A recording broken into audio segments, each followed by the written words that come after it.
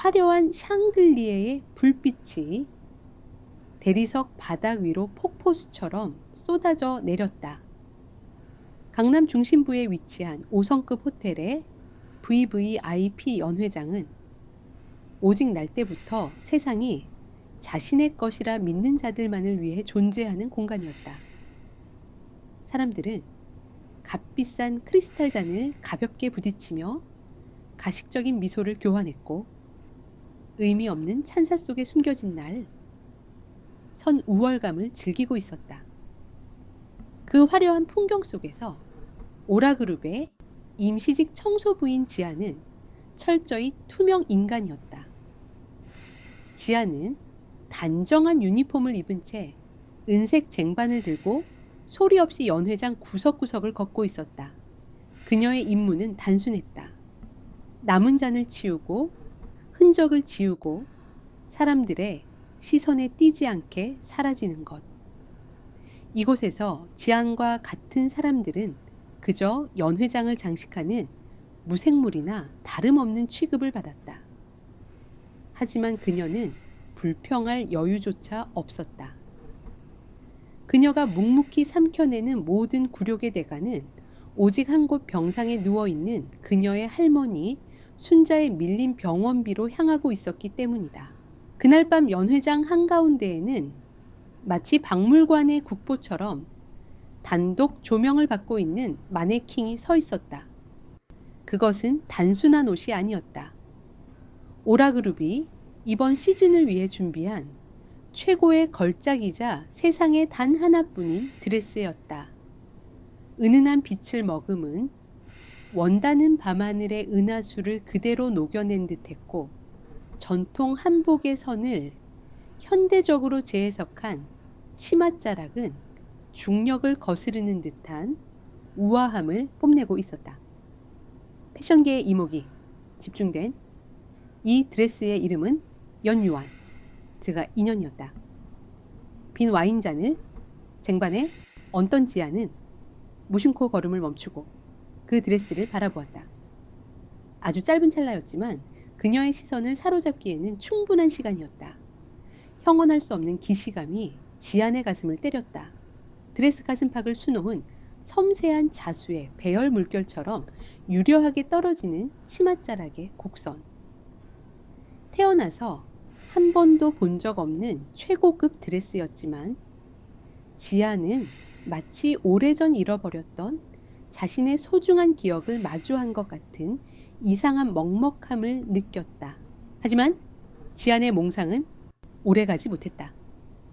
그녀의 시선이 머문 곳에는 연회장의 제왕처럼 군림하고 있는 남자 세준이 서 있었다. 오라그룹의 젊은 대표이자 창업주의 후계자인 그는 평생 단 한 번도 남에게 고개를 숙여본 적 없는 특유의 오만한 눈빛을 번득이고 있었다. 세준은 사람들의 아첨 섞인 대화를 여유롭게 받아치던 중 자신의 완벽한 걸작을 올려다보고 있는 비루한 청소부의 시선을 발견했다. 그의 입가에 서늘하고 불쾌한 미소가 번졌다. 세준은 손에 들고 있던 와인잔을 바닥을 향해 가볍게 기울였다. 피피처럼 붉은 와인이 최고급 카펫 위로 새우며들며 끔찍한 얼룩을 만들어냈다. 주변 사람들의 대화가 일순간 멈췄다. 세준은 짐승을 부르듯 턱짓을 하며 낮고 고압적인 목소리로 입을 열었다. 거기 청소부, 당장 이리 와서 닦아. 지안의 위장이 차갑게 굳어버리는 듯 했다. 그녀는 천천히 고개를 숙인 채 걸음을 옮겼다. 살얼음판 같은 연회장 한가운데 수백 개의 날카로운 시선들이 그녀의 등 위로 바늘처럼 꽂혔다. 지아는 수백만 원을 호가하는 드레스가 전시된 단상 바로 아래에 무릎을 꿇었다. 그녀는 하얀 천을 꺼내 묵묵히 바닥에 붉은 얼룩을 문지르기 시작했다. 세준은 무릎을 꿇은 지안을 내려다보며 조롱 섞인 질문을 던졌다. 이 드레스가 얼마짜리인 줄 알아? 네가 평생을 뼈 빠지게 일해도 소매 한 짝 살 수 없는 물건이지. 연 회장에 모인 사람들은 세준의 말에 동조하며 일제히 차갑고 가벼운 비웃음을 흘렸다. 지아는 대답하지 않았다. 쟁반을 쥔 그녀의 손끝이 하얗게 질릴 정도로 떨리고 있었지만 그녀는 입술을 꽉 깨물며 감정을 억눌렀다. 하지만 세준의 잔인한 유희는 거기서 끝나지 않았다. 그는 단상 위로 걸음을 옮겨 화려한 조명을 받는 드레스 옆에 섰다. 그리고 다시 지안을 향해 시선을 던지며 연 회장이 울리도록 또렷하게 말했다. 너에게 특별한 제안을 하나 하지. 만약 네가 그 비루한 몸을 이 드레스에 구겨 넣을 수 있다면 내가 이 오라 그룹이라도 통째로 넘겨주지. 어때? 그의 말이 끝나기가 무섭게 연 회장은 노골적인 조소가 섞인 웃음거리로 가득 찼다. 사람들은 저마다 수군거리며 청소부의 굴욕적인 순간을 즐겼다. 지아는 얼굴로 열기가 솟구치고 눈시울이 뜨거워지는 것을 느꼈다. 당장이라도 눈물이 쏟아질 것 같았지만 그녀는 자신의 남은 자존심마저 저들의 발밑에 내어줄 수는 없었다. 지아는 느리지만 단호하게 자리에서 일어났다. 그녀는 세준을 향해 짧게 목례를 하며 떨림을 억누른 목소리로 말했다. 청소가 끝났습니다, 대표님. 제 업무를 마저 하러 가보겠습니다. 지아는 몸을 돌려 연 회장 뒷문으로 향했다. 등 뒤에서 그녀의 비겁함을 비웃는 세준의 독설이 날아와 꽂혔지만 그녀는 걸음을 멈추지 않았다. 차가운 복도로 빠져나온 순간 지아는 차가운 벽에 등을 기대며 그제야 깊고 무거운 숨을 토해냈다. 억눌렀던 수치심이 혈관을 타고 흐르며 온몸을 지치게 만들었다. 자정이 넘어 교대 시간이 끝난 후 지아는 호텔 뒷문을 빠져나왔다. 매서운 겨울바람이 그녀의 뺨을 세차게 때렸지만 오히려 연 회장 안에 숨 막히는 공기보다는 훨씬 견딜만 했다. 그녀는 얼어붙은 손을 주머니에 찌른 채 무거운 발걸음으로 병원을 향해 걸었다. 병원 다인실 특유의 소독약 냄새와 무거운 침묵이 흐르는 병실 안지 안에 할머니 순자는 아직 잠들지 못한 채 병상에 기대어 앉아 있었다.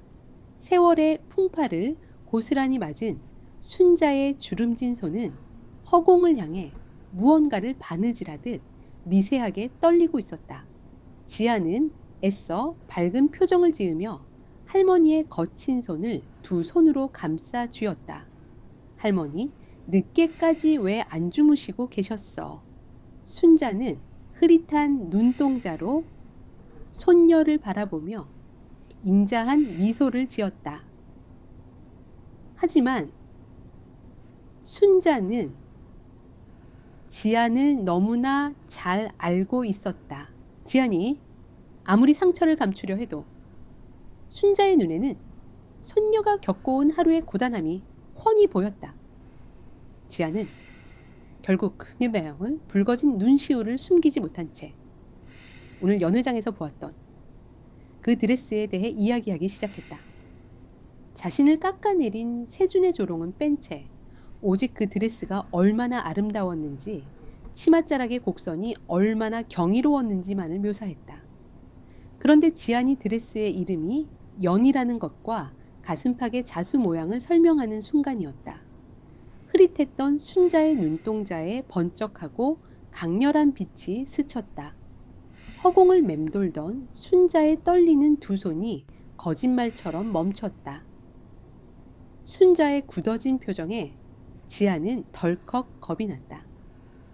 할머니 왜 그러셔? 어디 아파? 순자는 지안의 손을 꽉 쥐었다. 노인의 앙상한 손에서 나오는 힘이라고는 믿기지 않을 만큼 강렬한 악력이었다.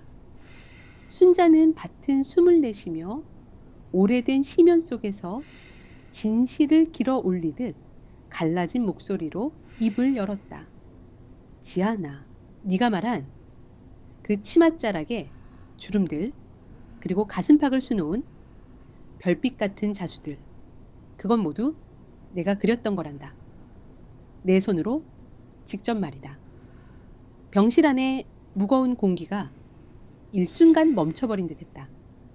지아는 자신의 귀를 의심하며 할머니의 주름진 얼굴을 멍하니 바라보았다.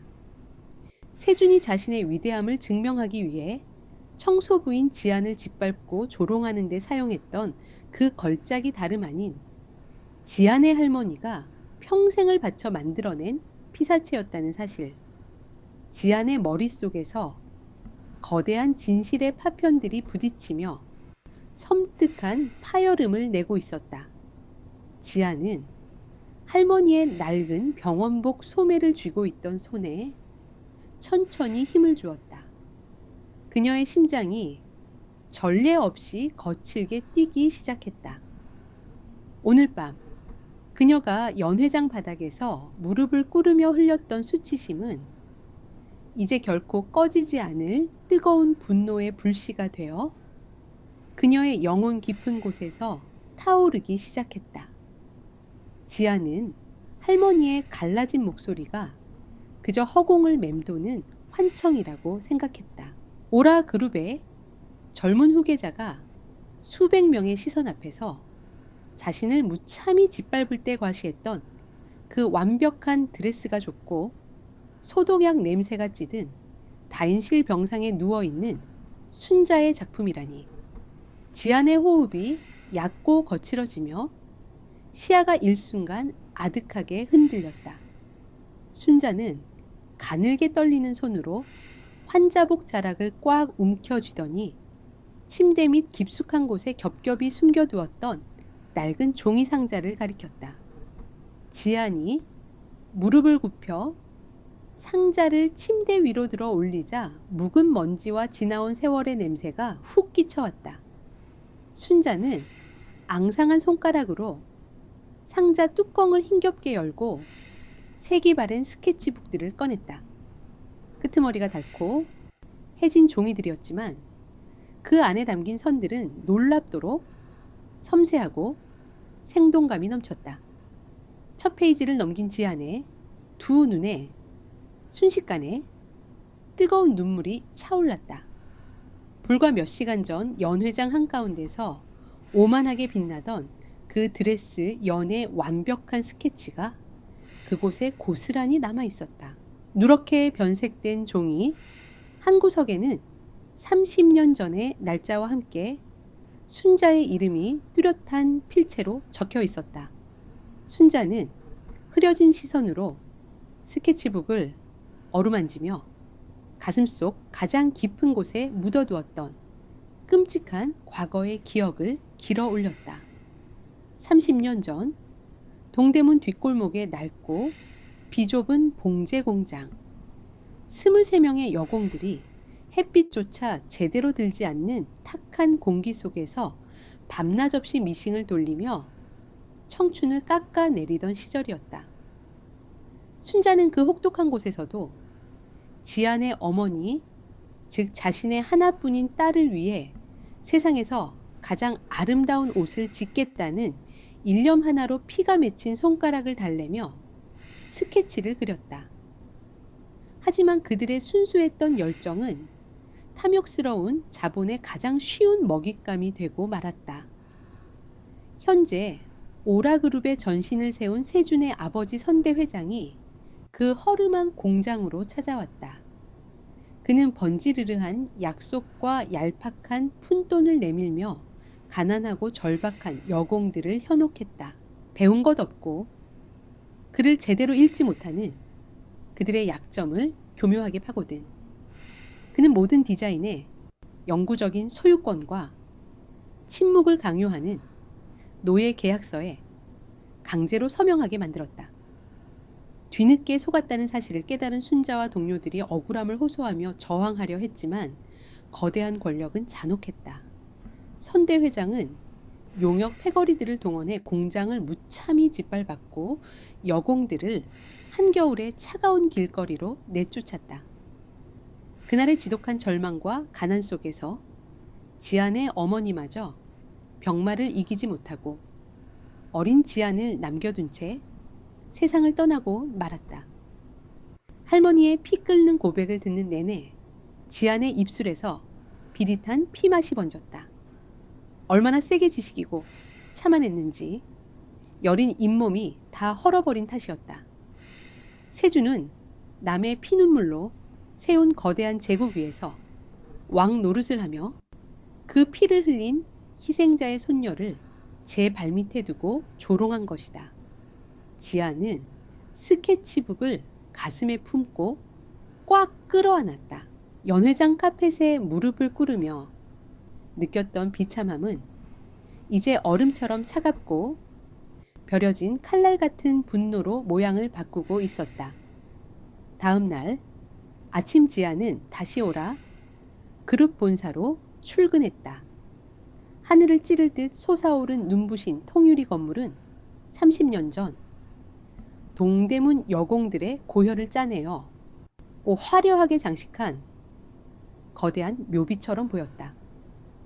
그녀는 평소처럼 회색 임시직 청소복을 입고 밀대를 쥐었지만 그녀의 눈빛은 이전의 순종적이고 투명했던 모습과는 완전히 달라져 있었다.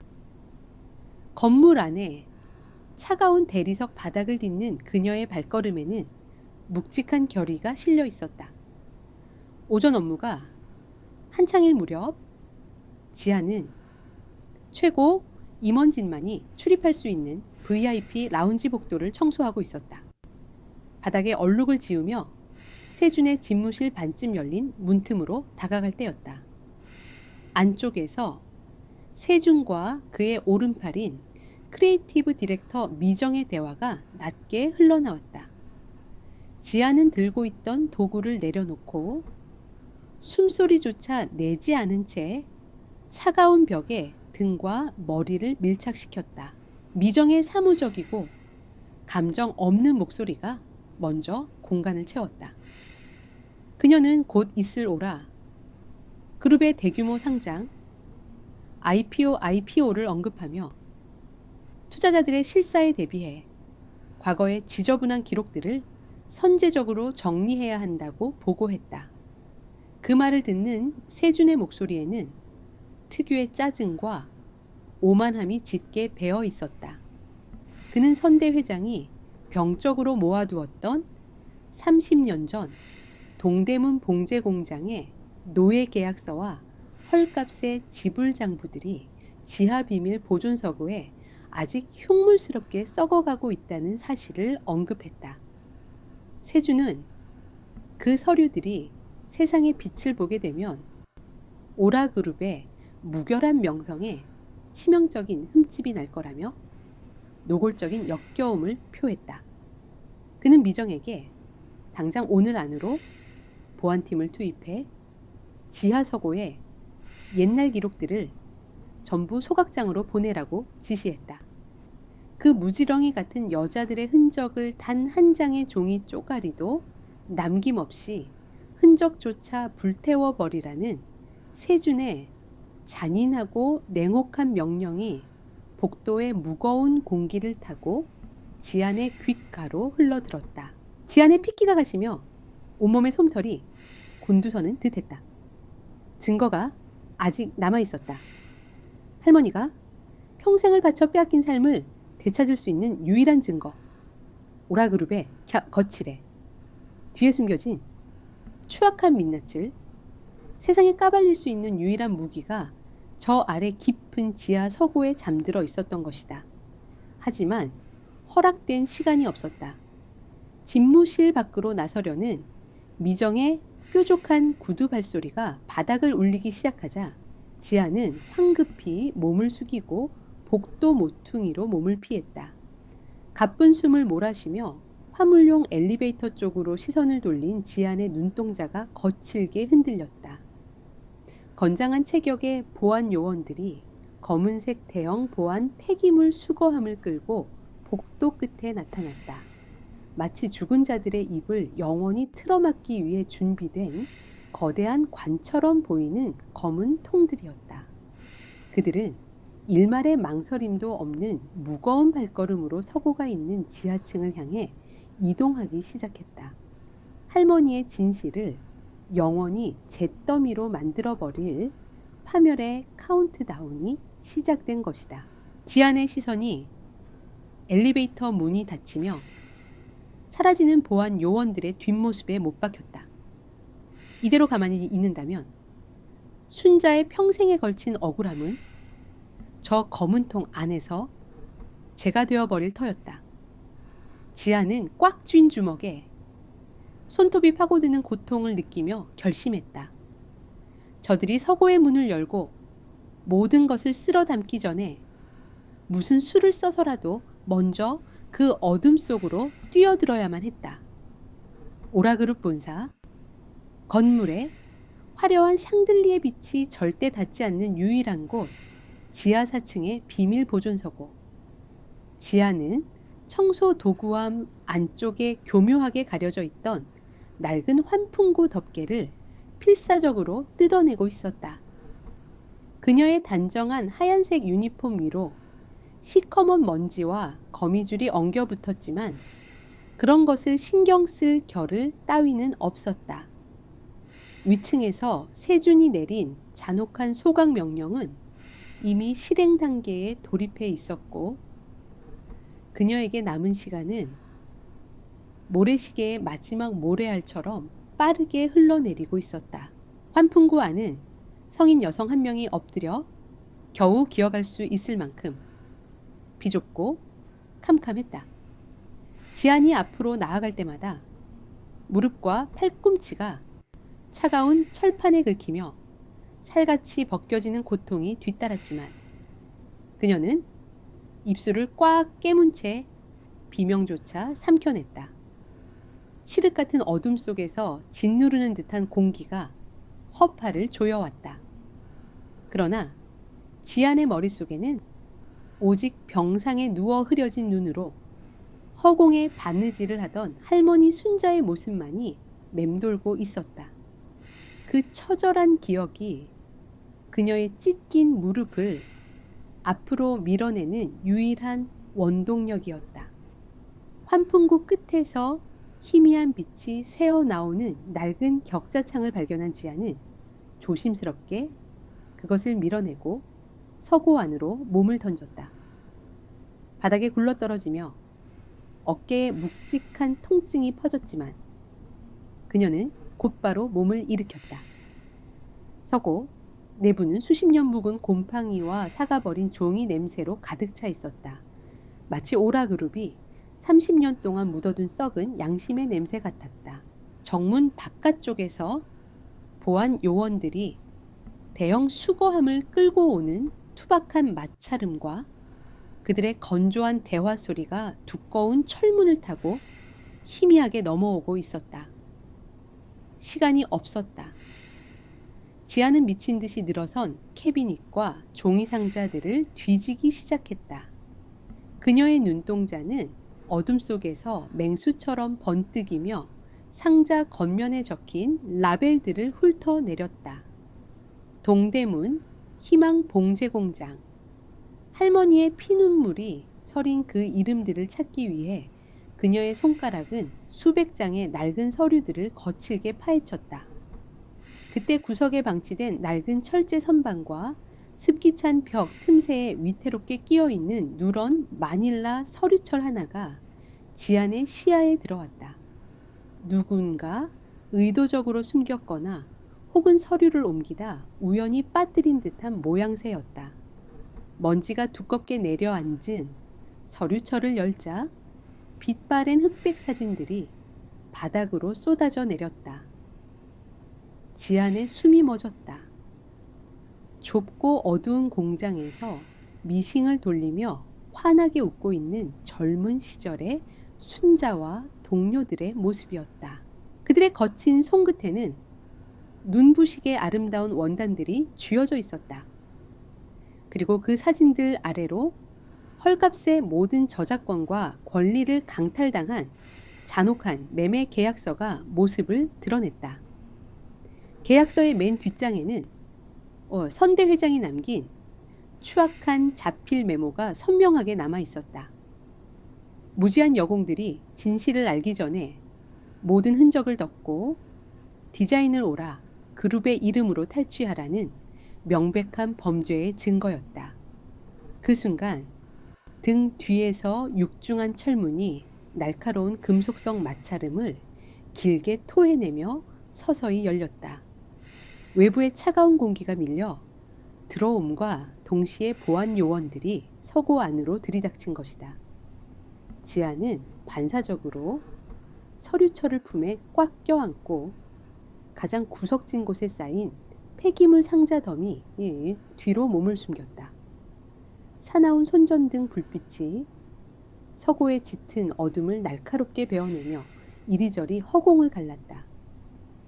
빗줄기가 지안이 웅크린 상자 덤이 바로 앞을 훑고 지나갈 때마다 그녀의 등줄기를 타고 식은땀이 폭포수처럼 흘러내렸다. 요원들의 무거운 군화 발자국이 대리석 바닥을 짓누르며 점차 가까워지는 진동이 고스란히 전해졌다. 심장이 갈비뼈를 부수고 튀어나올 것처럼 미친 듯이 요동쳤지만 지아는 두 손으로 자신의 입과 코를 틀어막고 숨소리조차 철저히 삼켜냈다. 머릿속에 산소가 부족해져 시야가 하얗게 전멸하는 고통 속에서도 그녀는 버텼다. 요원들이 반대편 캐비닛 구역의 서류들을 거칠게 파헤치며 수거함에 쓸어 담기 시작했다.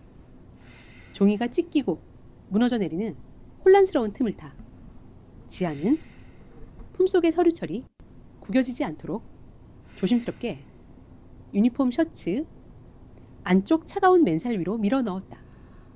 모서리가 피부를 찌르는 감각이 오히려 그녀의 정신을 날카롭게 깨웠다. 요원들이 빈 수거함을 가지러 잠시 시선을 돌린 아주 짧은 찰나 지아는 고양이처럼 발소리를 완벽하게 죽인 채 서고 귀퉁이의 비상구 문을 향해 미끄러져 나갔다. 비상구 문이 등 뒤로 닫히는 순간 지아는 그제야 억눌렀던 숨을 토해내며 가파른 계단을 쉴 새 없이 뛰어 올랐다. 다리 근육이 끊어질 듯한 고통이 몰려왔지만 그녀의 머릿속은 오직 이 증거를 무사히 밖으로 빼내야 한다는 생각뿐이었다. 이것은 단순한 서류가 아니라 30년 동안 지옥을 헤매던 할머니의 잃어버린 인생 그 자체였다. 마침내 2층 VIP 라운지로 연결되는 비상구 문을 밀치고 밝은 복도로 뛰쳐나온 지아는 벽에 등을 기댄 채 가쁘게 몰아쉬던 숨을 일순간 멈춰야 했다. 복도의 눈부신 조명 아래 마치 그녀가 그곳에서 나타나기를 미리 알고 기다리기라도 한 듯 크리에이티브 디렉터 미정이 서늘한 조각상처럼 서 있었다. 미정의 차갑고 날카로운 시선이 벽에 기대어 헐떡이는 지안의 머리끝부터 발끝까지 천천히 훑어 내렸다. 그녀의 시선은 마치 면도날처럼 지안의 피부를 베어내는 듯 했다. 그 숨막히는 침묵 속에서 미정의 눈동자가 지안의 셔츠 깃 쪽에 멈춰 섰다. 지하 서고의 환풍구를 기어 나오며 묻은 짙고 끈적한 먼지 자국이 새하얀 유니폼 위에서 너무나도 선명하게 존재감을 드러내고 있었다. 미정은 하이힐 굽으로 대리석 바닥을 지시기듯 아주 느릿한 걸음으로 다가왔다. 두 사람 사이의 거리가 좁혀질수록 복도의 공기는 얼어붙는 듯했다. 지안의 턱 밑까지 다가온 미정은 가늘게 뜬 눈으로 지안을 내려다 보았다. 그녀의 붉은 입술 사이로 흘러나온 목소리는 얼음장처럼 차가우면서도 소름 돋게 날이 서 있었다. VIP 라운지. 담당 임시직 청소부가 왜 폐쇄된 비상구 계단에서 숨을 헐떡이며 기어 나오는 거지? 그것도 미정은 천천히 손을 뻗어 지안의 셔츠 깃에 묻은 검은 먼지를 길고 날카로운 손톱으로 가볍게 긁어내렸다. 그녀의 손톱 끝이 지안의 목덜미를 스치고 지나갔다. 지하 제일 밑바닥 수십 년 묵은 서고에서나 묻어날 법한 퀴퀴한 먼지를 뒤집어 쓴 채로 말이야. 지안의 혈관 속 피가 일순간 차갑게 역류하는 것 같았다. 변명할 말을 찾기 위해 굳어버린 뇌를 쥐어짜는 동안 셔츠 안쪽에 숨긴 서류철의 뾰족한 모서리가 지안의 가슴팍을 예리하게 찌르고 있었다. 그 생생한 통증만이 지금 그녀가 마주한 현실이 끔찍한 악몽이 아님을 증명하고 있었다. 미정의 서늘한 눈동자가 지안의 흔들리는 눈빛을 깊숙이 파고들며 올가매고 있었다. 미정의 서늘한 시선이 목덜미를 파고드는 찰나 지안은 굳어버린 혀를 깨물며 억지로 이성을 다잡았다. 셔츠 안쪽에 숨긴 마닐라 서류철이 심장 박동에 맞춰 가슴팍을 찌르고 있었지만 그녀는 오히려 시선을 피하지 않고 미정의 차가운 눈동자를 똑바로 마주보았다. VIP 라운지 환풍구에 먼지가 많다는 지시를 받고 청소하던 중이었습니다. 먼지를 뒤집어 쓴 불결한 모습으로 라운지를 돌아다니면 손님들의 불쾌감을 살까봐 인적이 없는 비상구 계단에서 유니폼을 털고 올라오는 길이었습니다. 지안의 목소리는 미세한 떨림조차 없이 평온했다. 살기 위해 그리고 진실을 지키기 위해 벼려진 처절한 거짓말이었다. 미정은 가늘게 뜬 눈으로 지안의 얼굴을 오랫동안 응시했다. 의심의 끈을 완전히 놓지 않은 표정이었지만 당장 그녀의 말을 반박할 명백한 물증은 없었다. 미정은 짧고 차가운 비웃음을 흘리며 지안의 어깨를 가볍게 쳤다. 그래, 임시직 청소부치고는 제법 자기 위치를 잘 아는군. 하지만 네가 털어낸 게 정말 먼지뿐인지 아니면 내 분수에 맞지 않는 허튼 수작인지는 내가 똑똑히 지켜보도록 하지. 미정의 날 선 경고가 복도에 메아리처럼 흩어졌다. 그녀가 하이힐 소리를 내며 멀어질 때까지 지아는 숨을 참았고 그녀의 뒷모습이 완전히 시야에서 사라진 후에야 무너질 듯 벽에 기대어 거친 숨을 몰아쉬었다. 하지만 오라그룹의 의심은 지안의 알리바이보다 훨씬 빠르고 폭력적이었다. 바로 다음 날 아침 출근 도장을 찍기도 전에 지안은 지하 관리실로 불려갔다. 인사팀장은 지안의 얼굴을 보지도 않은 채 두툼한 돈 봉투를 지안의 가슴팍을 향해 거칠게 집어던졌다. 허공을 가른 돈 봉투가 지안의 유니폼을 때리고 차가운 시멘트 바닥 위로 나뒹굴었다. 주제넘게 엉뚱한 구역을 기웃거린 대가치고는 과분한 퇴직금이니까 잔말 말고 오늘부로 꺼져. 오라 그룹의 건물 방영 100m 이내에 다시는 얼씬도 하지 마라. 명백한 부당 해고이자 모욕이었다. 바닥에 떨어진 돈 봉투를 내려다보는 지안의 눈동자에 수치심과 분노가 소용돌이쳤다. 당장이라도 봉투를 집어들어 저 오만한 얼굴에 되던지고 싶었지만 그녀의 뇌리에 산소 호흡기에 의지해 가쁜 숨을 내쉬는 할머니의 앙상한 얼굴이 스쳐 지나갔다. 가난한 자에게 자존심은 사치였다.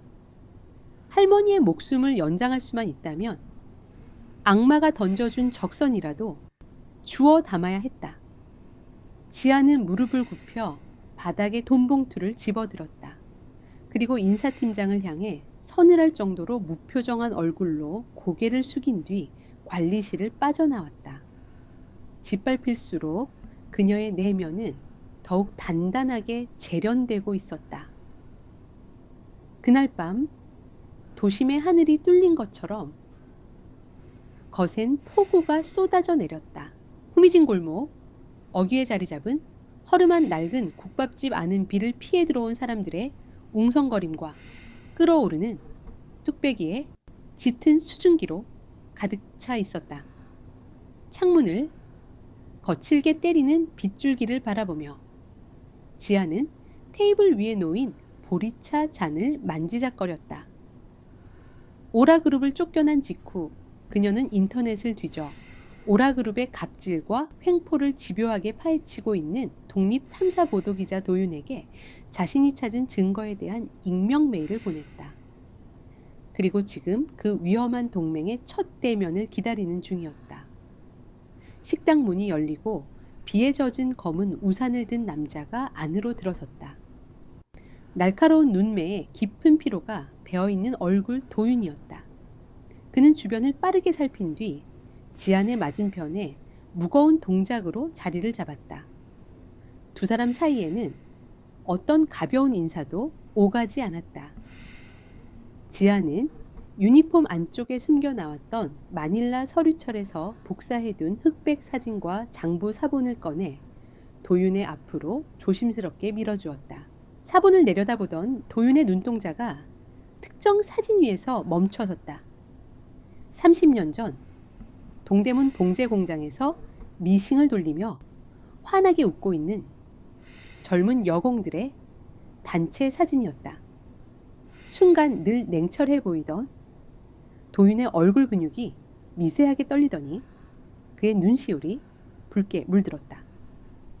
그는 거칠어진 손끝으로 지안의 할머니인 순자 옆에 앉아있는 다른 젊은 여성을 가리켰다. 이분은 내 할머니입니다. 도윤의 입술 사이로 흘러나온 고백은 지안의 심장을 강하게 찔렀다. 도윤은 끓어오르는 감정을 억누르며 참혹했던 자신의 가족사를 꺼내놓았다. 그의 할머니 역시 오라그룹의 선대 회장에게 디자인을 강탈당한 피해자였다.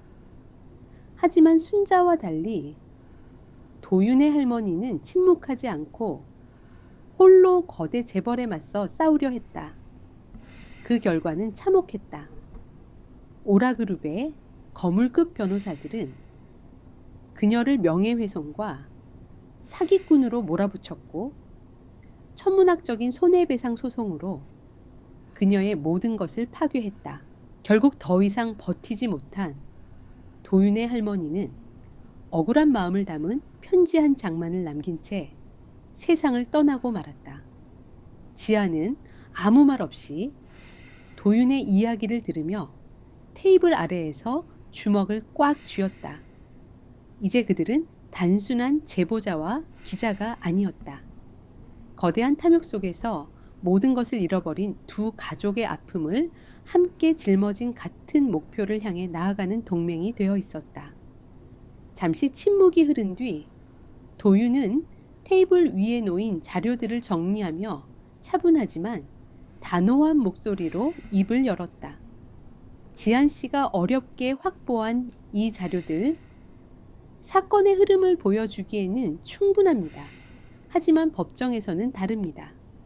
상대 측은 이 문서들을 신뢰할 수 없는 자료로 몰아가려 할 겁니다. 그는 잠시 말을 멈췄다가 다시 이어갔다.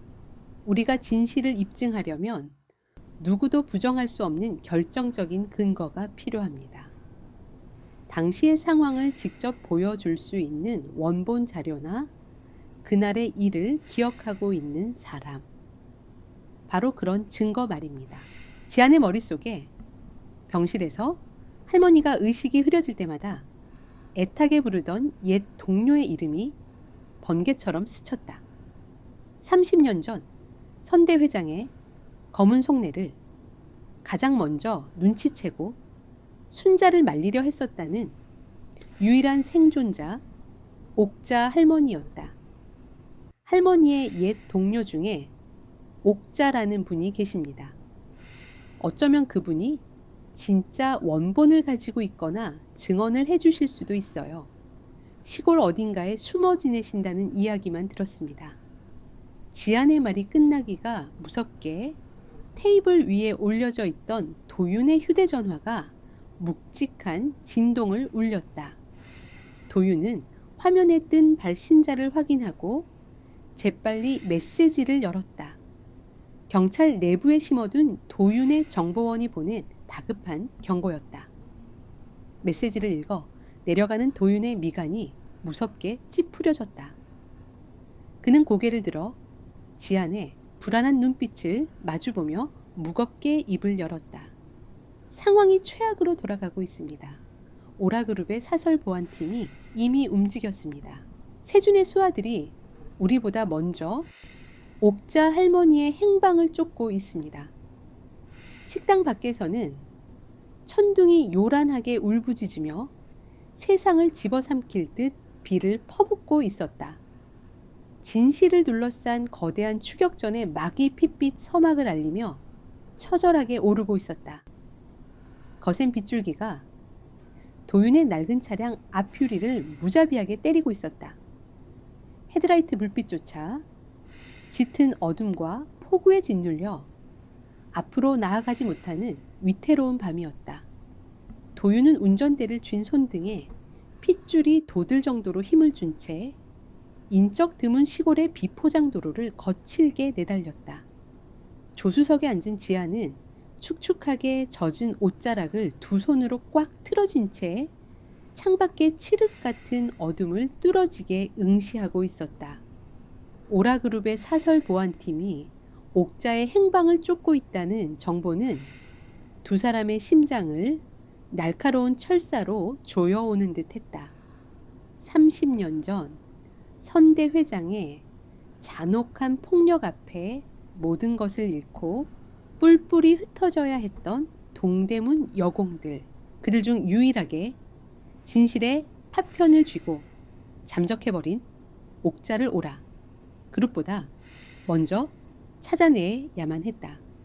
그녀가 입을 다물거나 저들의 손에 넘어가는 순간 순자의 인생을 되찾을 마지막 희망은 영원히 수장될 터였다. 자정을 훌쩍 넘긴 시간, 도윤의 차가 인적이 끊긴 외딴 산골 마을에 허름한 슬레이트 지붕 집 앞에 멈춰 섰다. 마당에는 잡초가 무성했고 집안은 사람의 온기라고는 느껴지지 않는 깊은 정막에 잠겨 있었다. 도윤과 지아는 쏟아지는 비를 온몸으로 맞으며 녹슨 대문을 조심스럽게 밀고 들어갔다. 도윤이 낡은 나무 방문을 두드리며 조심스럽게 인기척을 냈다. 오랜 기다림 끝에 문틈이 아주 미세하게 벌어지며 주름진 노파에 경계하는 눈빛이 드러났다. 옥자였다. 그녀의 얼굴에는 30년이라는 세월의 무게와 함께 언제 들이닥칠지 모르는 위협에 대한 깊은 공포가 짙게 깔려 있었다. 지아는 떨리는 목소리로 자신의 정체를 털어놓았다. 자신이 동대문 공장에서 일하던 순자의 손녀라는 것, 그리고 도윤 역시 과거에 비극을 겪은 가족의 후손이라는 사실을 조심스럽게 밝혔다. 그 순간 옥자의 눈빛이 크게 흔들렸다. 깊이 숨겨두었던 두려움이 한순간에 되살아난 듯 그녀는 거칠게 숨을 몰아쉬며 두 사람을 밀어내려 했다. 돌아가. 너희가 어떤 일에 얽히려는지 모르겠지만 그 사람들을 상대하는 건 너무 위험해. 더 이상 가까이 오지 마. 옥자의 떨리는 목소리가 빗소리 속에 섞여 퍼졌다. 그녀는 급히 문을 닫으려 했고 오랜 시간 마음속에 쌓여온 두려움이 그녀를 더욱 단단하게 만들고 있었다. 문이 닫히기 직전 지아는 문을 붙잡는 대신 마당 한가운데로 조용히 무릎을 꿇었다. 차가운 빗물과 지늘기 그녀의 옷을 적셨지만 그녀는 한 걸음도 물러서지 않았다. 지아는 땅바닥에 무릎을 꿇은 채 닫히려는 문틈을 향해 처절하게 울부짖었다. 옥자 할머니, 제발 한 번만 제 이야기를 들어주세요. 우리 할머니가, 순자 할머니가 지금 좁디 좁은 다인실 병상에 누워 죽어가고 있어요. 숨이 넘어가는 그 고통 속에서도 할머니의 두 손은 허공을 떠돌며 미싱을 돌리고 바느질을 하고 계십니다.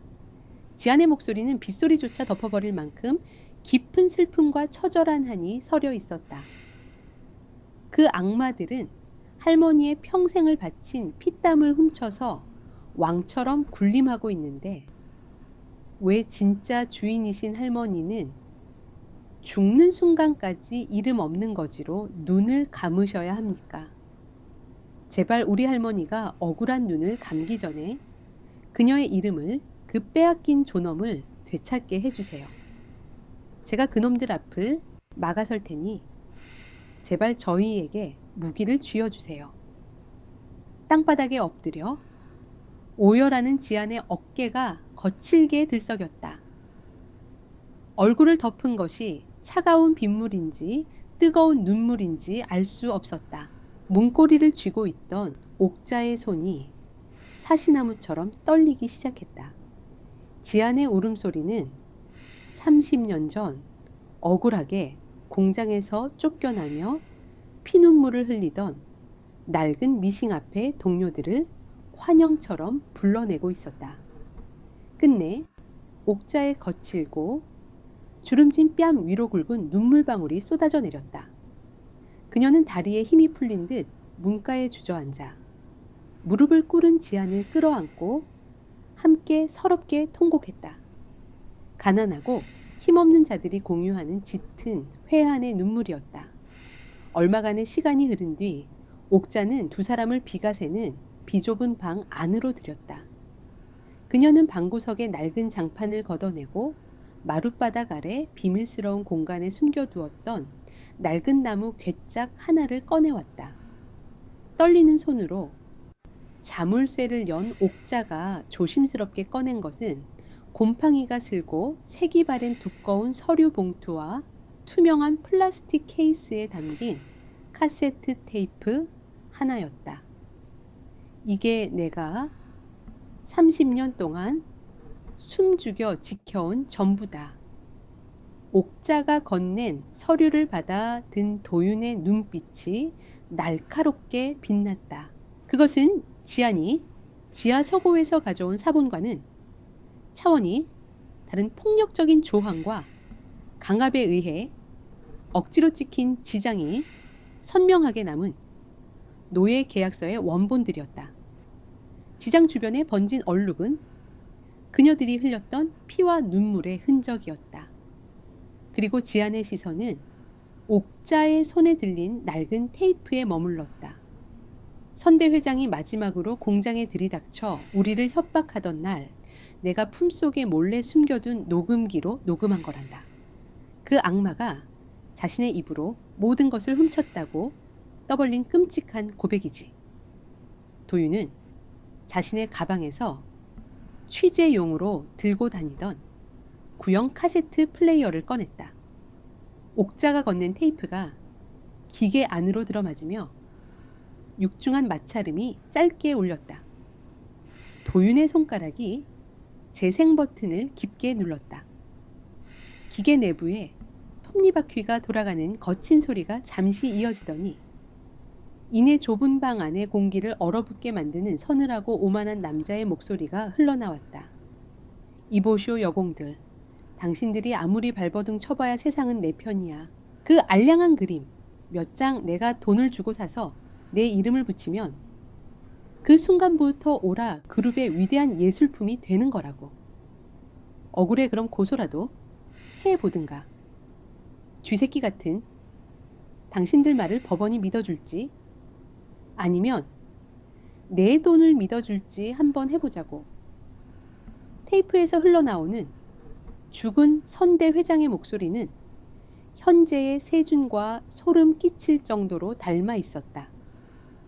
가난한 자들을 벌레처럼 짓밟고 타인의 피눈물 위에서 탐욕을 채우던 재벌의 민낯이 30년의 시간을 뛰어넘어 생생하게 부활하는 순간이었다.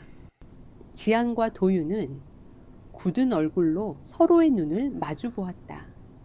그들의 눈동자 속에는 더 이상 두려움이나 슬픔이 남아있지 않았다. 오직 거대한 제국을 무너뜨리겠다는 서늘하고 맹렬한 투지만이 불타오르고 있었다. 오라그룹을 향한 진짜 전쟁이 막 시작되고 있었다. 도윤의 낡은 작업실 안은 짙은 담배 연기와 무거운 침묵만이 가득했다. 그의 손가락은 밤을 지사으며 키보드 위를 거칠게 오가고 있었다. 옥자의 낡은 나무, 괴짝에서 쏟아져 나온 30년 전의 진실들이 도윤의 손끝을 타고 날카로운 활자가 되어 모니터 위를 채웠다. 강갑에 의해 찍힌 여공들의 핏빛 지장선대회장의 탐욕스러운 육성이 담긴 녹취록의 내용, 그리고 불과 며칠 전 오라그룹의 VIP 연회장에서 벌어진 참혹한 조롱의 순간까지. 도윤은 과거의 끔찍한 착취와 현재의 오만한 갑질을 하나의 거대한 서사로 엮어내며 자본의 가면 뒤에 숨으노라 그룹의 역겨운 민낯을 낱낱이 해부하고 있었다. 같은 시각 병원의 응급실은 피 말리는 긴장감으로 얼어붙어 있었다. 순자의 호흡이 급격히 얕아지며 산소 포화도가 위험 수준으로 떨어졌기 때문이다. 의료진이 다급하게 움직이며 심폐소생기구들을 준비하는 동안 지아는 응급실 구석으로 밀려난 채 창백하게 질린 할머니의 얼굴을 하염없이 바라보아야만 했다. 그녀의 심장을 난도질하는 듯한 서늘한 의료기기들의 작동음이 병실 안을 가득 채웠다. 지아는 위태롭게 흔들리는 심박수 모니터의 불빛을 바라보며 두 손을 모아쥐고 처절하게 기도했다. 응급처치가 끝나고 순자의 호흡이 간신히 안정권에 접어들자 지아는 다리에 힘이 풀려 침대 옆에 주저앉고 말았다. 그녀는 뼈만 남은 할머니의 앙상한 손을 자신의 뺨에 가져다 대며 눈물 젖은 목소리로 속삭였다. 할머니 조금만 버텨주세요. 제발 오늘 밤만 무사히 넘겨줘요. 내일 아침 해가 뜨면 할머니의 이름이 온 세상에 빛나게 될 테니까. 그들이 훔쳐간 할머니의 인생을 내가 반드시 되찾아올 테니까요. 그리고 마침내 자정을 알리는 시각. 도윤의 모니터 화면에 완성된 기사가 띄워졌다. 기사의 제목은 동대문 여공들의 피로 세운 거짓의 제국 오라그룹의 추악한 민낯이었다. 도윤은 망설임 없이 전송 버튼을 깊게 눌렀다. 30년 동안 깊은 지하 서고와 시골의 낡은 괴짝 속에 갇혀있던 진실이 거대한 세상의 빛을 향해 쏘아 올려지는 순간이었다. 반응은 폭발적이었다. 밤잠을 설치던 대중들의 시선이 탐사보도 기사로 쏠렸고 삽시간에 수만 건의 공유와 분노 어린 댓글이 쏟아지며 인터넷 공간을 불태우기 시작했다. 대중의 공분을 폭발시킨 가장 결정적인 도화선은 기사 후반부에 폭로된 연회장 사건이었다. 재벌 3세가 청소부의 가난을 조롱하며 이 드레스에 몸을 구겨 넣으면 회사를 주겠다고 멸시했던 그 찬란한 걸작이 다름 아닌 그 청소부의 친할머니가 30년 전 피눈물을 흘리며 빼앗긴 디자인이었다는 사실은 사람들의 이성을 끊어놓기에 충분했다. 오라그룹을 향한 비난 여론은 통제할 수 없는 거대한 해일이 되어 대한민국 전역을 집어삼키고 있었다. 다음 날 아침 오라그룹 본사 최상층의 대표 집무실. 세준의 손을 떠난 두꺼운 크리스탈 양주잔이 대리석 벽면에 정면으로 부딪히며 수백 개의 날카로운 파편으로 흩어졌다. 벽을 타고 흘러내리는 독한 황금색 술이 방 안의 공기를 매캐하게 물들였다. 최고급 슈트를 차려입은 세준의 모습은 평소의 여유롭고 오만한 태도와는 거리가 멀었다. 핏발이 선 두 눈은 태블릿 화면에 떠 있는 기사들을 찢어버릴 듯 노려보고 있었고 분노로 팽창한 목의 핏줄이 금방이라도 터져버릴 듯 위태로웠다. 집무실 한가운데 선 미정은 벽면에서 튕겨나온 유리 파편이 발끝을 스치는 것에도 아랑곳하지 않은 채 감정을 철저히 배제한 서늘한 눈빛으로 세준의 폭주를 지켜보고만 있었다. 세준은 넥타이를 거칠게 쥐어뜯으며 짐승처럼 거친 숨을 토해냈다. 평생을 발밑에 먼지처럼 취급했던 빈민들에게, 그것도 자신이 직접 짓밟았던 임시직 청소부에게 완벽하게 뒤통수를 맞았다는 사실이 그의 뒤틀린 자존심을 갈갈이 찢어놓고 있었다. 그 쓰레기 같은 년이 감히 나를 물어 세준의 입술 사이로 흘러나온 목소리는 지옥 밑바닥에서 긁어 올린 듯 탁하고 사리가 넘쳤다. 그는 책상을 양손으로 거칠게 짚으며 미정을 향해 고개를 돌렸다. 그의 눈빛은 이미 최소한의 이성마저 상실한 야수의 그것이었다. 미정 이사, 당장 인맥 총동원해서 그 쥐새끼 같은 기사 쓴 놈 뒷조사해. 회사 법무팀 전부 호출해서 명예훼손에 허위사실 유포로 엮어버리고 그 기자놈 사무실부터 완전히 짓밟아버리라고 해. 미정이 고개를 숙여 지시를 받들려 하자 세준은 비릿한 미소를 지으며 더욱 잔혹한 명령을 내뱉었다. 그리고 그 청소부년 지금 그 할망구 호흡기 달고 있는 병원이 어디인지 알아내. 그 병원 원장 내 대학 선배지. 당장 연락해서 그 할망구에게 들어가는 모든 특수치료와 중환자실 지원 즉각 끊어버리라고 해. 밀린 병원비 명목으로 내쫓던 규정 위반 핑계를 대든 수단과 방법을 가리지 마. 자존심 운운하며 내게 덤벼든 대가가 뭔지, 그 더러운 피부티가 길바닥에서 거품을 물고 비참하게 숨을 거두는 꼴을 내 두 눈으로 똑똑히 확인해야겠으니까. 권력과 자본을 앞세운 압박이 점점 거세지고 있었다.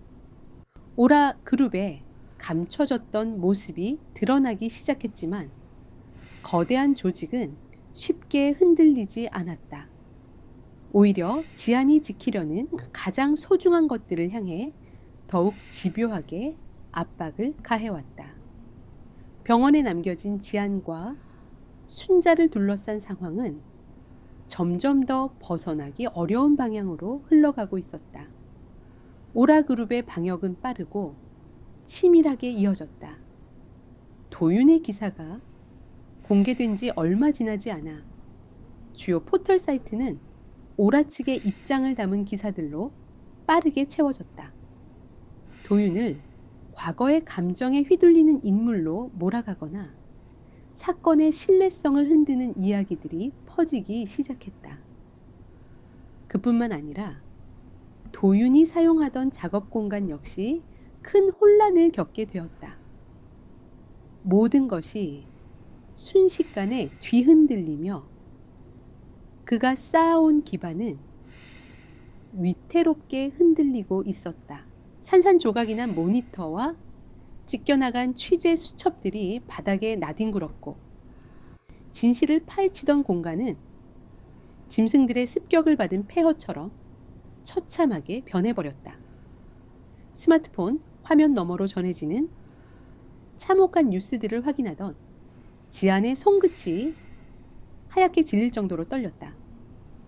병실 창밖으로는 무심한 잿빛 구름이 낮게 깔려 있었고 숨 막히는 압박감이 병원 복도를 타고 서서히 밀려오고 있었다. 바로 그때 굳게 닫혀있던 다인실 병실 문이 거칠게 열리며 서늘한 복도에 공기가 밀려 들어왔다. 병실 안의 모든 환자와 보호자들이 약속이나 한 듯 숨을 죽였다. 소독약 냄새가 밴 낡은 장판 위로 이 공간과는 너무나도 이질적인 최고급 가죽 구두의 발소리가 무겁고 일정한 강역으로 울려 퍼졌다. 세준이었다. 완벽하게 재단된 슈트를 입은 그는 턱을 치켜든 오만한 자세로 침상에 누운 순자와 그 곁을 지키는 지안을 번갈아 내려다보았다. 그의 등 뒤 열린 병실 문개는 미정이 차갑게 굳은 얼굴로 그림자처럼 서 있었다. 세주는 주변의 시선 따위는 안중에도 없다는 듯 품속에서 두툼한 서류 봉투 하나를 꺼냈다. 그리고 그것을 순자의 병상 및 지안에 낡은 운동화가 있는 바닥을 향해 쓰레기를 버리듯 가볍게 던졌다. 봉투의 입구가 벌어지며 그 안을 꽉 채우고 있던 고액 수표 다발이 차가운 바닥 위로 쏟아져 내렸다. 평범한 사람이라면 평생을 만져보지도 못할 거액이 지안의 발끝에서 굴러다니고 있었다. 이게 내년이 그 알량한 자존심을 팔아 얻어낸 기사의 몸값이다. 세준의 목소리는 낮았지만 병실 안의 공기를 얼어붙게 만들 만큼 지독한 도끼를 품고 있었다. 그는 지안을 향해 한 걸음 다가서며 서늘한 협박을 이어갔다. 이 병원 원장이 내 대학 선배라는 사실은 아직 모르나 보군. 내가 방금 전화 한 통으로 내 할망구에게 들어가는 모든 특수치료와 중환자실 배정 예산을 전면 백지화시켰다. 오늘 밤이 고비라지 내 허락 없이는 이 병원의 어떤 의사도 저 늙은이에게 산소 호흡기 하나 온전히 달아주지 않을 거다. 지안의 핏기가 가시며 호흡이 거칠어졌다. 세주는 그녀의 절망을 즐기듯 입꼬리를 비틀어 올렸다. 바닥에 떨어진 돈을 주어라. 그리고 지금 당장 내 스마트폰을 켜서 도윤인지 뭔지 하는 삼류 쓰레기 기자에게 소가 모든 거짓말을 꾸며냈다고 자백하는 동영상을 찍어 내일까지 그 영상이 세상에 공개되지 않으면 내 할망구는 차디찬 병원 복도에서 고통스럽게 목을 긁으며 되지게 될 거니까. 거대한 권력과 자본이 인간의 생명을 장난감처럼 쥐고 흔드는 끔찍한 폭력이었다. 문가에 서 있던 미정의 어깨가 아주 미세하게 굳어졌다. 가난하다는 이유로 평생 미싱 앞에서 피를 토하며 일하다 쓰러졌던 자신의 어머니가 떠올랐기 때문일까. 미정의 차가운 눈동자 속에 처음으로 깊은 균열이 생기고 있었다. 지안은 바닥에 흩어진 수표 다발과 산소 호흡기에 의지해 가쁜 숨을 내쉬는 할머니의 창백한 얼굴을 번갈아 바라보았다. 억장이 무너져 내리는 고통이 척수를 타고 올랐다. 돈 앞에서, 권력 앞에서 가난한 자의 목숨은 언제나 벼랑 끝에 파리 목숨이었다. 세주는 지안이 결국 바닥에 무릎을 꿇고 눈물을 흘리며 돈을 주워 담을 것이라 확신하고 있었다. 하지만 지안의 두 눈에 차오른 것은 굴복의 눈물이 아니라 핏빛처럼 붉고 선명한 분노였다. 그녀는 천천히 허리를 굽혀 바닥에 흩어진 수표 다발을 남김없이 움켜쥐었다. 세준의 입가에 짙은 비웃음이 번지는 그 찰나였다. 지안이 쥐고 있던 수표 다발이 허공을 매섭게 가르며 세준의 오만한 얼굴을 정면으로 강타했다. 날카로운 종이의 모서리가 세준의 뺨을 스치고 지나갔고 빳빳한 수표들이 허공에서 어지럽게 흩어지며 더러운 오물처럼 병실 바닥으로 추락했다. 세준의 눈동자가 경악으로 크게 확장되었다. 태어나서 단 한 번도 누군가에게 얼굴을 맞거나 저항을 받아본 적 없는 그였다. 당신이 가진 돈과 권력이면 이 세상 모든 사람의 숨통을 쥘 수 있다고 착각하지 마. 지안의 목소리는 조금도 떨리지 않았다. 오히려 활시위를 떠난 화살처럼 날카롭고 단단하게 세준의 심장을 겨누고 있었다. 우리 할머니가 평생을 바친 땀과 눈물은 당신 같은 쓰레기가 던져주는 더러운 돈 뭉치로 살 수 있는 게 아니야. 당신이 병원장부터 대통령까지 돈으로 매수해서 내 앞길을 막는다고 해도 나는 내 할머니의 존엄을 팔아 당신의 역겨운 위선에 고개를 숙이지 않을 거다. 차라리 내 손으로 할머니를 업고 길거리를 헤매다 죽는 한이 있어도 당신들이 세운 그 거짓된 제국은 내 손으로 반드시 무너뜨릴 테니까. 병실 안의 침묵은 숨이 막힐 정도로 무거웠다. 세주는 뺨에 남은 미세한 긁힌 상처를 손등으로 거칠게 닦아내며 이를 악물었다. 그의 얼굴은 걷잡을 수 없는 모멸감과 분노로 일그러져 있었다. 하지만 이곳에서 폭력을 행사하는 것은 오히려 역풍을 맞을 수 있다는 계산이 선 듯 그는 살기 어린 눈으로 지안을 한참 동안 노려보다가 차가운 미소를 지으며 몸을 돌렸다. 그래 어디 한번 그 알량한 존엄을 안고 길바닥에서 썩어보도록 해.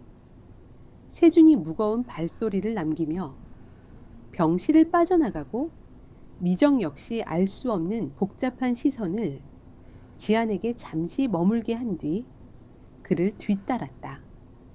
그들이 떠난 자리에 흩어진 수표들이 남겨진 폭력의 흔적처럼 널브러져 있었다.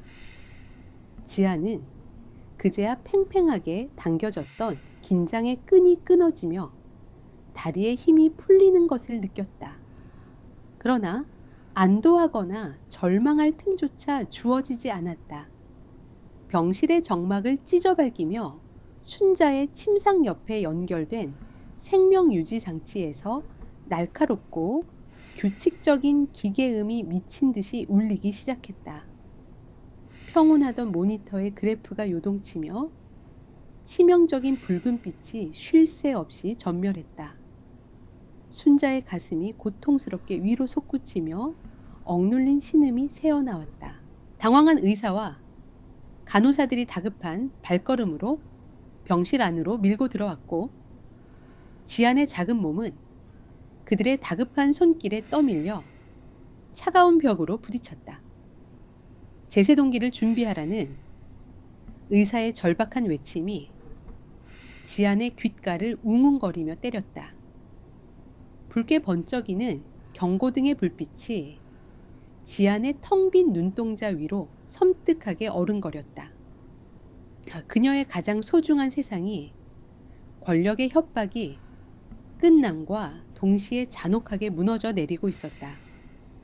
응급실을 가득 채웠던 서늘한 기계의 경고음이 마침내 잦아들고 심박수 모니터에 불규칙하게 날뛰던 선이 간신히 일정한 파동을 되찾았다. 순자의 앙상한 가슴이 산소 호흡기의 도움을 받아 느리고 힘겹게 오르내리고 있었다. 죽음의 문턱까지 끌려갔던 할머니가 다시 한번 위태로운 생명줄을 부여잡은 순간 지안은 다리에 힘이 풀려 차가운 병원 복도 바닥에 주저앉았다. 고개를 숙인 그녀의 등 위로 쏟아지는 병원의 창백한 조명은 몹시도 차가웠다. 하지만 지안의 눈빛만은 잿더미 속에서 다시 타오르는 불씨처럼 더욱 독하게 빛나고 있었다. 시간이 없었다. 세준이 쥐고 흔드는 권력의 폭력성은 언제 다시 순자의 산소 호흡기를 떼어낼지 모르는 잔혹한 위협이었다. 지안은 도윤과 함께 지체 없이 법원으로 향했다. 그들은 옥자에게서 여든 30년 전의 노예 계약서, 원본과 선대 회장의 탐욕스러운 육성이 담긴 녹취록을 무기 삼아 오라그룹과 세준을 상대로 정식 고소장을 접수했다. 계란으로 바위를 치는 격이라는 세상의 조롱 어린 시선 속에서도 두 사람의 발걸음은 묵직하고 단호했다. 그날 늦은 밤 지안은 낡고 비좁은 자신의 고시원 방으로 돌아왔다. 창문조차 제대로 나 있지 않은 습한 방 안에는 깊은 피로와 무거운 침묵만이 고여 있었다. 지안이 지친 몸을 좁은 매트리스 위에 누이려던 찰나 고시원 건물 밖 좁은 골목길에서 무거운 타이어가 젖은 아스팔트를 마찰하며 멈춰서는 묵직한 소리가 들려왔다. 이내 누군가의 구두 발소리가 좁고 가파른 계단을 타고 올라와 지안의 방문 앞에 멈춰 섰다. 지안이 경계심을 품고 천천히 문을 열었을 때 좁은 복도에 희미한 센서 등 아래 서 있는 사람의 정체는 그녀의 숨을 멎게 만들기에 충분했다. 최고급 트렌치코트를 입은 오라그룹의 크리에이티브 디렉터 미정이었다. 이 허름하고 가난한 공간과는 전혀 어울리지 않는 그녀의 등장에 지아는 반사적으로 뒤로 물러서며 굳은 표정으로 상대를 노려보았다. 세준의 사냥개인 그녀가 이곳까지 찾아왔다는 것은 또 다른 폭력의 시작을 의미하는 것일 터였다. 하지만 방 안으로 조심스럽게 걸음을 옮긴 미정의 태도에는 평소의 그 차갑고 오만한 가시가 존재하지 않았다. 오히려 그녀의 창백한 얼굴에는 오랫동안 짓눌려온 깊은 피로와 무너져 내리는 감정의 파편들이 어지럽게 섞여 있었다. 미정은 낡은 접이식 밥상 위에 작은 금속성의 이동식 저장 장치 USB 하나를 조용히 내려놓았다. 이게 뭡니까? 지안의 날 선 질문에 미정은 시선을 바닥으로 떨어뜨린 채 억눌린 목소리로 대답했다. 내가 지난 수년 동안 세준의 수족 노릇을 하며 받아온 모든 불법적인 지시사항들, 이메일 내역 증거 인멸을 교사한 내부 기한서들, 그리고 30년 전 동대문 공장의 진실을 은폐하기 위해 선대 회장이 남겼던 비밀 문서들의 스캔본이 들어있어 오라그룹의 거물급 변호사들이 아무리 돈을 처발라도 절대 빠져나갈 수 없는 완벽하고 노골적인 디지털 증거들이야. 지아는 밥상 위에 놓인 USB를 그리고 미정의 얼굴을 번갈아 바라보며 강한 혼란을 느꼈다. 자신을 쓰레기 취급하며 비웃었던 그녀가 왜 갑자기 가장 치명적인 무기를 적의 손에 쥐어주는 것인지 이해할 수 없었다. 지안의 의심 어린 눈빛을 마주한 미정의 눈시울이 서서히 붉게 달아올랐다. 철옹성 같던 그녀의 이성이 무너지며 붉게 칠해진 입술이 파르르 떨렸다.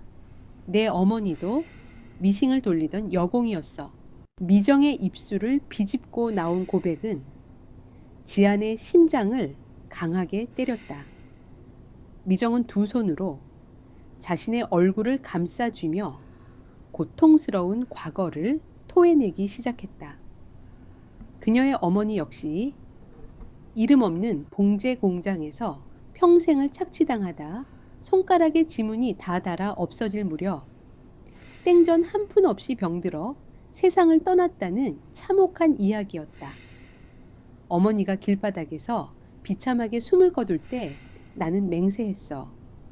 다시는 가난과 무능력 때문에 짓밟히는 삶을 살지 않겠다고. 권력의 정점에 서서 아무도 나를 무시하지 못하게 만들겠다고.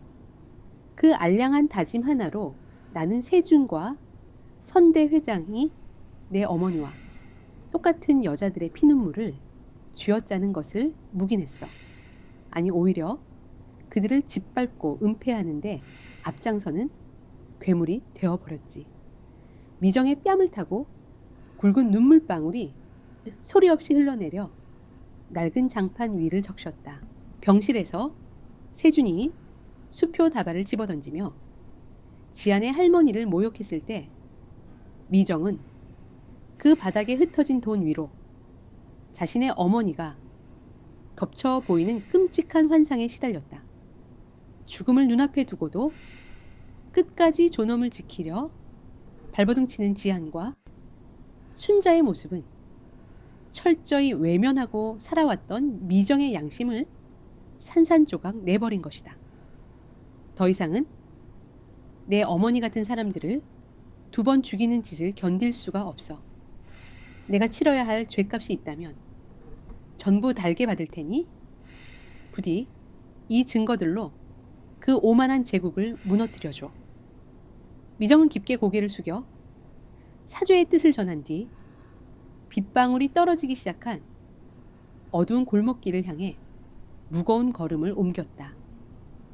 그녀가 남기고 간 작은 USB는 지안의 낡은 방 안에서 거대한 방역의 빛을 뿜어내고 있었다. 다음 날 아침 도윤이 연결해준 인권 전문 변호사와 함께 지안은 미정이 남긴 증거들을 검찰에 제출했다. 세준이 직접 지시한 증거 인멸의 정황과 불법적인 자금 흐름, 그리고 협박과 갑질을 증명하는 이메일들은 법망을 교묘하게 빠져나가려던 오라그룹의 방어선을 완벽하게 붕괴시켰다. 여론의 거센 압박과 부인할 수 없는 구체적인 디지털 증거 앞에서 결국 담당 판사는 세준의 집무실과 자택, 그리고 그가 숨겨둔 비밀 금고에 대한 긴급 압수수색 영장을 즉각 발부했다. 세준이 모든 상황을 통제하고 있다고 믿으며 거만한 미소를 짓고 있던 그 시각, 본사 건물 1층에 거대한 회전문이 열리며 푸른색 박스를 든 수십 명의 수사관들이 로비를 향해 물밀듯이 쏟아져 들어왔다. 그들은 일말의 망설임도 없이 최고층을 향하는 전용 엘리베이터를 점령했다. 평생을 포식자로 군림해 온 남자가 마침내 덫에 걸린 사냥감으로 전락하는 운명의 순간이 오라 그룹의 화려한 심장부를 향해 맹렬하게 돌진하고 있었다. 오라그룹의 긴급 주주 총회 겸 공식 기자회견장은 대한민국에서 가장 힘있는 자들과 가장 굶주린 하이에나 같은 기자들로 가득 차 있었다. 단상 위 수백 개의 카메라 플래시 세례를 받으며 선세준은 완벽하게 연출된 비극의 주인공이었다. 그는 한치의 흐트러짐 없는 최고급 맞춤 정장을 입고 억울하게 모함당한 젊은 경영인의 모습을 열정적으로 연기했다. 그의 능수능란한 거짓말과 교묘하게 조작된 반박 자료들 앞에서 일부 주주들은 동조의 의미로 고개를 끄덕이고 있었다. 세준은 이 지긋지긋한 소란을 자신의 연기력으로 잠재우고 추락한 주가를 반등시킬 수 있으리라 확신하고 있었다. 그의 자신감 넘치는 목소리가 회견장을 가득 채우며 거짓된 해명을 이어나가던 바로 그 순간이었다. 육중한 회견장의 정문이 안쪽을 향해 소리 없이 그리고 아주 천천히 열렸다. 모든 사람들의 시선이 약속이라도 한 듯 그곳으로 쏠렸다. 눈부시게 터져 나오던 카메라의 플래시 세례가 일순간 멈췄고 장내를 가득 채웠던 웅성거림 역시 거짓말처럼 사라졌다. 시간이 멈춘 듯한 절대적인 정적이 내려앉은 그 공간으로 한 여인이 휠체어를 밀며 들어오고 있었다. 지안이었다. 하지만 그녀는 더 이상 비에 젖은 채 국밥집 구석에 앉아있던 처량한 모습도 병원복도 바닥에 주저앉아 절망하던 나약한 모습도 아니었다. 그녀의 걸음은 무겁고 단호했으며 굳게 담은 입술과 흔들림 없는 눈빛에서는 그 어떤 권력 앞에서도 꺾이지 않을 강인한 의지가 뿜어져 나오고 있었다. 하지만 사람들의 숨을 멎게 만든 것은 지안의 당당한 태도만이 아니었다. 그녀가 입고 있는 옷은 이 화려하고 값비싼 공간의 모든 것을 비웃고 있었다. 그것은 명품 드레스가 아니었다. 30년 전 지안의 할머니 순자가 동대문 봉제 공장에서 버려진 자투리 천 조각들을 한 땀 한 땀 정성껏 이어 붙여 만들었던 낡고 빛바랜 세상에 단 하나뿐인 드레스였다. 세월의 흔적이 고스란히 내려앉은 투박한 드레스였지만 그 안에는 돈으로 환산할 수 없는 한 여인의 땀과 눈물, 그리고 자신의 딸을 위해 세상에서 가장 아름다운 옷을 짓고 싶었던 어머니의 숭고한 사랑이 고스란히 담겨 있었다. 그 어떤 최고급 다이아몬드보다도 찬란하게 빛나는 존엄의 드레스였다. 그 드레스의 압도적인 존재감 앞에서 세준이 자랑하던 수백억짜리 걸작, 연애 화려함은 한순간에 속빈 강정처럼 천박하고 초라하게 퇴색되어 버렸다. 지안이 밀고 있는 휠체어 위에는 작은 휴대용 산소통에 의지한 순자가 꼿꼿하게 허리를 편 채 앉아 있었다. 병에 시달리는 앙상한 노파였지만 그녀의 형형하게 빛나는 눈빛만큼은 30년 전 그 누구보다 뜨거운 열정으로 디자인을 그려내던 젊은 시절의 그것과 다르지 않았다. 단상 위에서 이 모든 광경을 내려다보던 세준의 얼굴이 경악으로 굳어졌다. 그가 애써 구축해 놓았던 위선과 거짓의 무대가 낡아빠진 드레스 한 벌의 등장으로 인해 와르르 무너져 내리고 있었다. 이성을 잃은 세준이 보안 요원들을 향해 손가락질하며 고함을 내지르려는 바로 그 찰나였다. 이번에는 회견장의 옆문이 열리며 푸른색 제복을 입은 수십 명의 검사와 수사관들이 서류와 압수수색 장비를 든 채 회견장 안으로 쏟아져 들어왔다. 장내는 걷잡을 수 없는 혼란에 휩싸였다. 꺼졌던 카메라 플래시들이 아까와는 비교할 수 없을 정도로 맹렬하게 터져 나오며 세준의 일그러진 얼굴을 사정없이 비추기 시작했다. 수사팀을 이끄는 담당 검사가 단상 위로 성큼성큼 걸어 올라가 세준의 손에서 마이크를 빼앗아 들었다. 그리고 회견장 전체에 울려 퍼지도록 차갑고 위험 있는 목소리로 선언했다. 오라그룹 대표이사 이세준 씨를 증거 인멸교사 불법 자금 조성 그리고 지적재산권 침해 등의 혐의로 긴급 체포하며 법원에서 발부한 영장에 의거하여 본사와 자택을 포함한 모든 개인 자산에 대한 압수수색을 집행하겠습니다. 검사의 선언이 끝나기가 무섭게 다른 수사관 한 명이 굳게 밀봉된 투명 증거물 보관 봉투를 높이 치켜들었다. 봉투 안에는 조금 전 세준의 비밀 금고에서 발견된 세월의 흔적이 묻어나는 낡은 편지 한 통이 들어있었다. 이것은 조금 전 이세준 씨의 개인 금고에서 발견된 그의 아버지이자 오라그룹의 선대 회장이 남긴 유서 형식의 고해성사입니다. 지금부터 이 자리에서 모든 국민들이 지켜보는 앞에서 그 내용을 공개하도록 하겠습니다.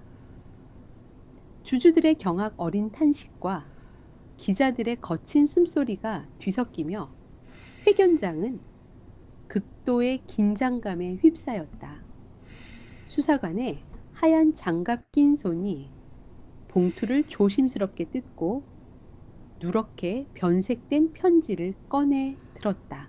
30년 동안 거대한 제국의 가장 깊고 어두운 곳에 갇혀있던 진실이 마침내 세상 밖으로 터져 나오려는 마지막 순간이었다. 수사관의 무겁고 엄숙한 목소리가 마이크를 타고 회견장 전체 그리고 전국의 생방송 화면을 향해 울려 퍼지기 시작했다. 내 이름은 이창호이며 이것은 나의 마지막 고백이다.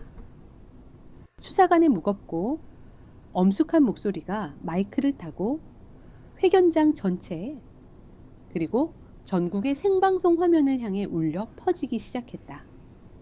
선대 회장의 낡은 편지지에 눌러쓴 참회의 문장들이 한 글자 한 글자 공기 중에 새겨질 때마다 장내를 채운 사람들의 얼굴에는 경악과 슬픔 그리고 걷잡을 수 없는 분노가 교차했다.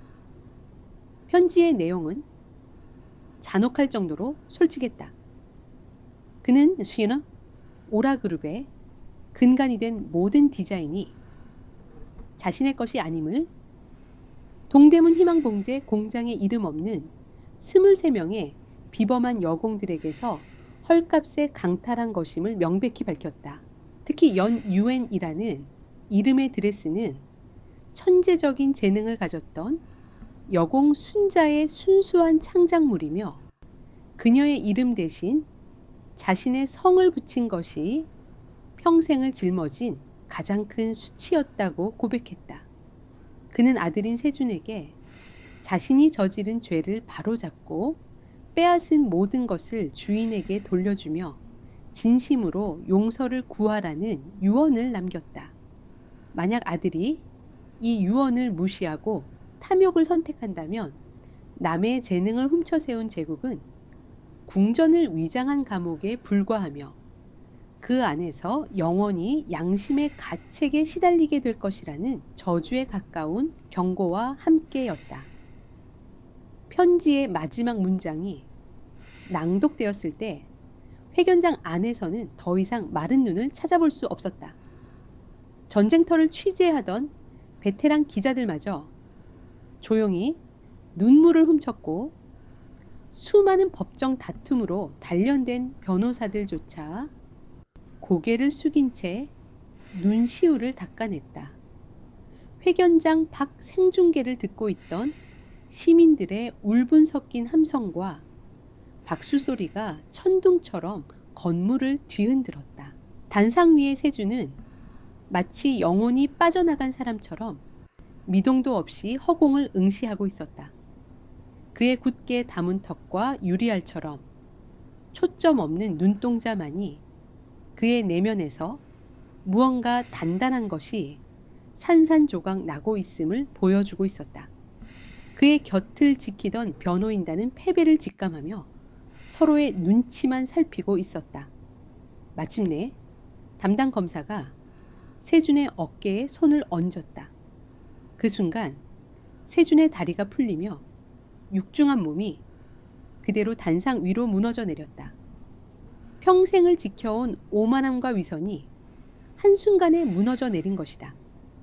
수사관들이 그의 양팔을 붙잡아 일으켜 세웠고 차가운 금속성의 수갑이 그의 손목에 채워지는 소리가 마이크를 타고 섬뜩하게 울려 퍼졌다. 지아는 휠체어에 앉은 순자의 어깨를 부드럽게 감싸 안았다. 30년의 세월을 뛰어넘어 두 할머니와 손녀 손자는 서로의 손을 굳게 맞잡았다. 그들의 얽힌 손은 세상의 그 어떤 말보다 더 큰 위로와 연대를 이야기하고 있었다. 몇 주 뒤 법원은 희망 봉제 공장 여공들의 손을 들어주었다. 오라그룹은 모든 디자인의 원작자가 순자를 포함한 23명의 여공이었음을 공식적으로 인정하고 천문학적인 액수의 손해배상금을 각 피해자 혹은 그 유족에게 지급하라는 판결을 받았다. 또한 그들의 이름을 딴 섬유예술인재육성재단을 의무적으로 설립해야만 했다.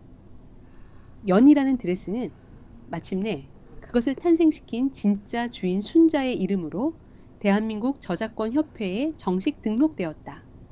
순자는 판결이 내려지고 며칠 뒤 지안의 품에 안겨 평온하게 눈을 감았다. 그녀의 마지막 모습은 더 이상 고통스럽거나 억울해 보이지 않았다. 오히려 평생을 짊어졌던 무거운 짐을 내려놓은 사람처럼 희미하고 따뜻한 미소를 띠고 있었다. 그녀의 앙상한 손가락은 죽는 순간까지도 지안이 건네준 낡은 스케치북 위를 부드럽게 쓰다듬고 있었다. 시간이 흘렀다. 지안은 배상금으로 받은 돈을 할머니의 치료비와 장례비를 치르는 데 사용하고 남은 돈 전부를 투자해 작은 공간 하나를 마련했다. 동대문 뒷골목, 한때 희망 봉제 공장이 있던 자리에서 멀지 않은 곳이었다. 그녀는 그곳에 가난하고 소외된 여성들을 위한 무료 재봉 기술 교육 공방을 열었다. 공방의 이름은 순자의 실이었다. 공방의 개업식 날 순자의 오랜 동료였던 옥자가 지안의 곁에서 함께 현판식의 붉은 리본을 잘랐다. 두 사람의 떨리지만 단단한 손이 하나의 가위를 함께 붙잡고 있었다. 그리고 그들 뒤로는 오라 그룹을 떠나 모든 것을 내려놓고 평범한 삶으로 돌아온 미정이 조용히 서서 따뜻한 박수를 보내고 있었다. 공방의 가장 중앙, 가장 잘 보이는 벽에는 값비싼 그림 대신 낡고 빛 바랜 드레스 한 벌이 정성스럽게 액자에 담겨 걸려 있었다. 30년 전 순자가 버려진 천 조각으로 만들었던 바로 그 드레스였다. 그것은 더 이상 가난의 상징이 아니었다. 거대한 제국을 무너뜨린 세상에서 가장 강인하고 고귀한 존엄의 상징이었다. 드레스 아래 금색 명판에는 이렇게 적혀 있었다. 진정한 아름다움은 돈으로 살 수 없습니다. 그것은 손으로 지어지고 마음으로 술을 놓으며 사랑으로 전해집니다. 순자 올림. 어느 맑은 오후 공방에 새로 들어온 젊은 수강생 한 명이 벽에 걸린 낡은 드레스를 보며 지안에게 물었다. 왜 이렇게 낡은 옷을 가장 중요한 곳에 걸어두었냐고. 지안은 따스한 햇살이 쏟아져 들어오는 창가에 서서 할머니를 닮은 온화한 미소를 지으며 대답했다. 저 드레스가 세상에게 우리가 절대 잊어서는 안 될 한 가지를 다시 가르쳐 줬기 때문이에요. 그녀는 자신의 손을 내려다 보았다. 한때는 더러운 바닥을 닦고 부당한 모욕을 견뎌내던 손이었다. 하지만 이제 그 손은 다른 이들에게 희망의 실을 쥐어주는 손이 되어 있었다. 창조하는 손은 신성하며 진실이 한번 말하기로 결심하면 이 세상 그 어떤 권력도 그 목소리를 잠재울 수 없다는 것을요. 지안의 미소 위로 순자가 남긴 따뜻한 실타래 같은 햇살이 눈부시게 쏟아져 내리고 있었다.